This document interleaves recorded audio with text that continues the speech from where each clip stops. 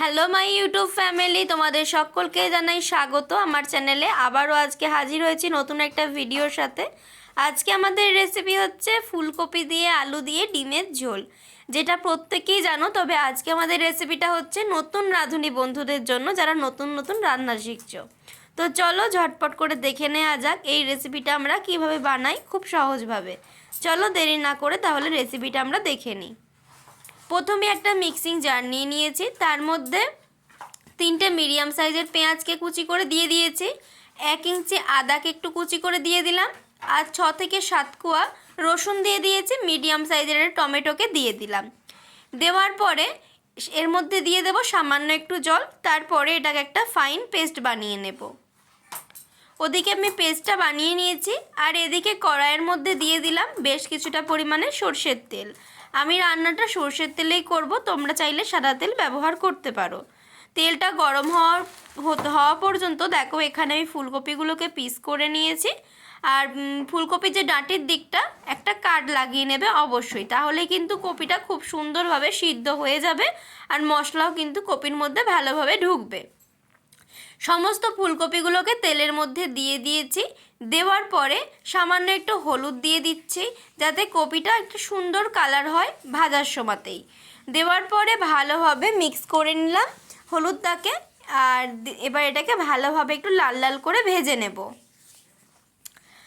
তো দেখো ফুলকপিগুলো লাল লাল করে ভেজে নিয়েছি, আর এরকম লাল লাল করে যদি কপিটা ভাজা হয় তাহলে কিন্তু ডিমের ঝোলের স্বাদটা অনেক বেশি বেড়ে যায়। তো ফুলকপিটাকে ফার্স্টেই ভেজে তুলে নিচ্ছি। দেখতেই পাচ্ছ তোমরা লাল লাল করে কিন্তু ফুলকপিটাকে ভেজে তুলে নিলাম। সমস্ত ফুলকপিটা ভেজে তুলে নিয়েছি। এবার ওই তেলের মধ্যে আমি দিয়ে দেব ডুমো করে কেটে রাখা আলু। দেখো এখানে আলুগুলোকেও কেটে নিয়েছি এরকম বড় বড় পিস করে, আর আমি এখানে চন্দ্রমুখী আলু ব্যবহার করেছি, এর জন্য এটা ভাজার সময়তেই অনেকটা সিদ্ধ হয়ে যাবে। তো দেখো আলুগুলোকে কিন্তু লাল লাল করে ভেজে নিয়েছি, এবার আলুগুলোকেও আমি তুলে নিচ্ছি। ফুলকপি আর আলুটাকে ভালোভাবে ভেজে তুলে নিয়েছি, দেখতেই পাচ্ছ। আলুটাকেও ভেজে তুলে নিলাম। দেখো এখানে সমস্ত ভাজা এটা রেখে দিয়েছি। এবার কড়াইয়ের মধ্যে দিয়ে দিচ্ছি ডিম 4টে ডিমকে আমি আগেই সিদ্ধ করে রেখেছিলাম। ডিম সিদ্ধটা তো আর দেখানোর কিছু নেই, যার জন্য আমি দেখালাম না। তবে তোমরা ডিমটা সিদ্ধ করার সময়তে একটু তেল আর একটু লবণ দিয়ে সিদ্ধ করবে, তাহলে ডিম কিন্তু ফেটে বেরিয়ে আসবে না। দেওয়ার পরে ডিমটাকেও দেখো লাল করে একটু ভেজে নিয়েছি। আর তোমাদের কাছে একটা জিনিসের জন্য আমি আগেই সরি বলে নিচ্ছি, তার কারণ হচ্ছে আজকে কারেন্টটা খুব বেশি ডিস্টার্ব করছিল, একবার করে যাচ্ছিল একবার করে আসছিল, যার জন্য মাঝে মাঝে তোমরা একটু ব্ল্যাক ব্ল্যাক দেখতে পারো, মানে একটু কম আলো দেখতে পারো। তো দেখো ডিমগুলোকে লাল লাল করে ভেজে নিয়েছি, এবার তুলে নিলাম। ডিমটাকে এরমভাবে ভেজে যদি ডিমের ঝোল করো স্বাদ কিন্তু বহু গুণ বেড়ে যায়, একবার করে দেখতে পারো। এবার ফোড়নে দিয়ে দিলাম একটা তেজপাতা আর 2টো শুকনো লঙ্কাকে ফাটিয়ে দিয়ে দিলাম, আর দিয়ে দিচ্ছি 1/2 চামচ জিরে, গোটা জিরে। দেওয়ার পরে ফোড়নটাকে ভালোভাবে একটু ভেজে নিচ্ছি। ফোড়নটা ভালোভাবে ভাজা হয়ে গেলে এর মধ্যে দিয়ে দিচ্ছি 1/2 চামচ কাশ্মীরি রেড চিলি পাউডার, এটা শুধুমাত্র কালারের জন্য ব্যবহার করছি। আর দিয়ে দিলাম 1/2 চামচ চিনি। এই দুটো উপকরণ যদি তেলের ওপর দিতে পারো তাহলে কিন্তু রান্নার রঙটা একদম লাল লাল আসে। তো দেখো এবার আমি যে পেস্টটা বানিয়ে রেখেছিলাম সেই পেস্টটাকে দিয়ে দিলাম তেলের উপরে। পেঁয়াজ আদা রসুন টমেটোর যে পেস্টটা বানিয়ে রেখেছিলাম সেই পেস্টটাকেই দিয়ে পেস্টটাকে ভালোভাবে এবার কষাতে থাকবো, যাতে মশলা থেকে সমস্ত কাঁচা গন্ধ চলে যায়। তো দেখো মশলাতে কিন্তু তেল ছেড়ে দিয়েছে। এবার এখানে গুঁড়ো মশলা দিয়ে দিচ্ছি। হলুদ দিলাম 1 চামচ আর একটুখানি, আর লঙ্কা গুঁড়ো দিলাম 1 চামচ, যেটা ঝাল লঙ্কার গুঁড়ো। আর আমি এখানে কোনো গুঁড়ো মশলা ব্যবহার করব না, তোমরা চাইলে জিরে গুঁড়ো ধনে গুঁড়ো দিতে পারো। তো দেখো এবার আমি ভালোভাবে এটাকে কষিয়ে নিয়েছি। আর দেখো কড়াইয়ের গা থেকে কিন্তু মশলাটা উঠে আসছে, তার মানে কষানো হয়ে গেছে। এবার এখানে দিয়ে দিচ্ছি পর্যাপ্ত পরিমাণে জল। আর আজকে আমি জলটা একটু বেশি ব্যবহার করব, তার কারণ হচ্ছে এটা আমি ঝোল বানাবো। তো দেখো এবার ভেজে রাখা আলুগুলো এই মশলাটার মধ্যে দিয়ে দিলাম, আর এখানে দিয়ে দিলাম আরও একটু জল, কেননা জলটা আলুটা সিদ্ধ হওয়ার সময় অনেকটা কমে যাবে। এবার ভালোভাবে মিক্স করে দিলাম। দেওয়ার পরে আলুটাকে সিদ্ধ করে নিতে হবে। এখানে কিন্তু ফুলকপিটা এখন ব্যবহার করবে না, তাহলে ফুলকপিটা গলে যাবে। আলুটা সিদ্ধ হওয়ার পরেই কিন্তু ফুলকপিটা সিদ্ধ করতে হবে। ফিরে এলাম 2-3 মিনিট পর। তো দেখো ঢাকনা খুলে দেখাচ্ছি, ঝোলটা কিন্তু ভালোভাবে ফুটছে।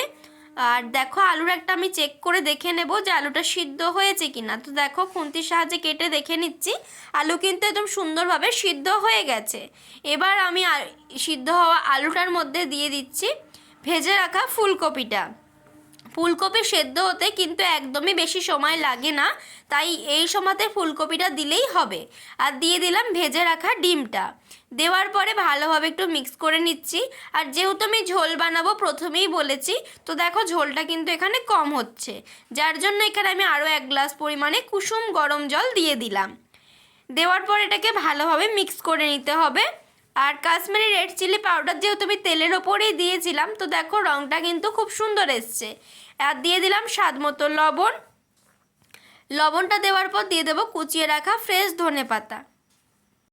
এই ডিমের ঝোল, মাছের ঝোল, এগুলোতে কিন্তু এই শীতকালের ধনেপাতাটা বা মাংসের ঝোলেও শীতকালে যে ধনেপাতাটা তার স্বাদটাই কিন্তু আলাদা হয়। আর এই ধনেপাতাটা ব্যবহার করলে ঝোলের স্বাদ কিন্তু একেবারে দ্বিগুণ হয়ে যায়। তো দেখো ধনেপাতাটাকেও দিয়ে নিয়েছি, দিয়ে সমস্তটা ভালোভাবে একবার মিক্স করে নিলাম। এবার এটাকে ঢাকা চাপা দিয়ে জাস্ট একবার ফুটিয়ে নেব, তাহলেই হবে। তো দেখো ফিরে এলাম 1 মিনিট পরে। ঝোলটা কিন্তু এখন টকবক করে ফুটছে, দেখেই বুঝতে পারছো। এবার এর মধ্যে আমি দিয়ে দেব গরম মশলার গুঁড়ো। তো দেখো সুন্দরভাবে কিন্তু ঝোলটা হয়ে গেছে, দেখে বুঝতেই পারছো কতটা টেস্টি হয়েছে। এখানে দিয়ে দিলাম 1/2 চামচ গরম মশলার গুঁড়ো। দেওয়ার পরে ঝোলটাকে ভালোভাবে মিক্স করে নিচ্ছি। আর গ্যাসের ফ্লেমটা কিন্তু এখনই অফ করে দিতে হবে গরম মশলাটা দেওয়ার সাথে সাথে। দেওয়ার পরে এটাকে ঢাকা চাপা দিয়ে স্ট্যান্ডিং টাইমে রেখে দেবো 2 মিনিট, তারপর সার্ভ করে নেব। তো তোমরা তো দেখতেই পেলে যে আজকের রেসিপিটা যদিও খুব সহজ সরল, আর কিন্তু নতুন যারা আমার বন্ধুরা রান্না শিখছে তাদের হয়তোবা এই রেসিপিটা করতে গিয়ে একটু অসুবিধা হতে পারে, যার জন্য আমি এই রেসিপিটা শেয়ার করলাম। তো আজকের রেসিপিটা তোমাদের কেমন লাগলো অবশ্যই কিন্তু কমেন্ট করে আমাদেরকে জানাবে। তোমাদের প্রতিটা কমেন্ট আমাদেরকে ভিডিও বানাতে উৎসাহ দেয়। আর আমার চ্যানেলে যদি নতুন হয়ে থাকো তাহলে অবশ্যই চ্যানেলটাকে সাবস্ক্রাইব করে দেবে, ভিডিওটা ভালো লাগলে লাইক করবে, কমেন্ট করবে, আর বন্ধু বান্ধবদের সাথে ভিডিওটা শেয়ার করবে। তোমরা আমাদের থেকে কী ধরনের ভিডিও দেখতে চাইছো সেটা অবশ্যই আমাদেরকে কমেন্ট করে জানাবে, আমরা সেই রেসিপিগুলোই আনবো। তো চলো আজকের মতো এখানেই ভিডিওটা শেষ করছি, টাটা।